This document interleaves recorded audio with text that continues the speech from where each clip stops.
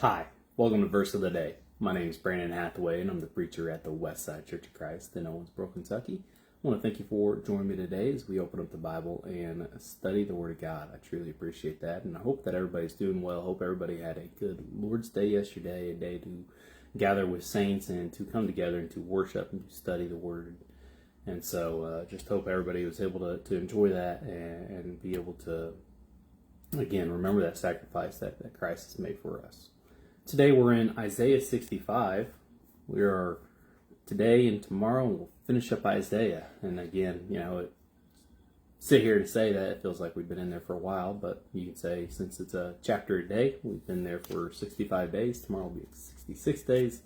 So just a little over 2 months, but that's longer than usual. We spend time in any book because most books don't have more than a month's worth of chapters, right?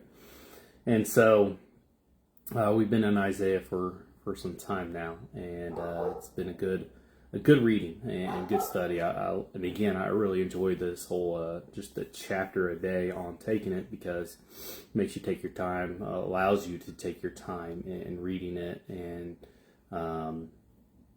taking your time. Make sure you try to understand it the best we can. And so I've enjoyed it. And so tomorrow we'll be in chapter 66, but then we're going to the book of Luke. And then after Luke, we're going to come back to the Old Testament and go to Jeremiah. And so, anyways, appreciate everybody. And we're in Isaiah 65. We're going to look at verses 2 through 5. Isaiah 65, 2 through 5. And so verse 2 says, and this is God, right? Isaiah speaking for God. God saying, I spread out my hands all the day to a rebellious people who walk in the way that is not good, following their own devices.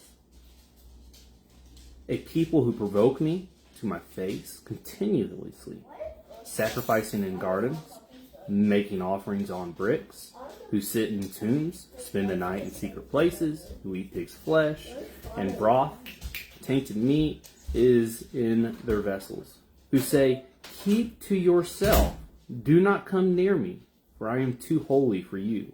These are a smoke in my nostrils, a fire that burns all the day. I mean, as you read this here, God is saying, he spreads out his hands all day. God welcoming any who would willing to come to him. God saying, come to me, I will forgive you, I will lead you, I'll take care of you, I'll provide for you. He spreads his hands out. But he does it to a rebellious people. A people that just will not keep his commandments. Again, here speaking of the old law, the ways and things in which they had to keep. And so when they were making sacrifices, they weren't going to the temple, they weren't going to the priests and allowing them to do it and doing it properly. Rather, they were doing it in gardens. They were doing it on bricks. They didn't have an altar like they were supposed to. And then, there's certain meats in which they should and should not eat under the old law. And so they were eating meats in which they should not eat. And they continue. But what gets me the most as you look at verse 5, and this is just, again, I think it's people's mindset today. Verse 5, it says, these people are saying, keep to yourself. Do not come near me, for I am too holy for you. Who are we that we can be more holy than God? That we could be able to stand there and say, stay away, God. I'm too good for you. That's the attitude of these people.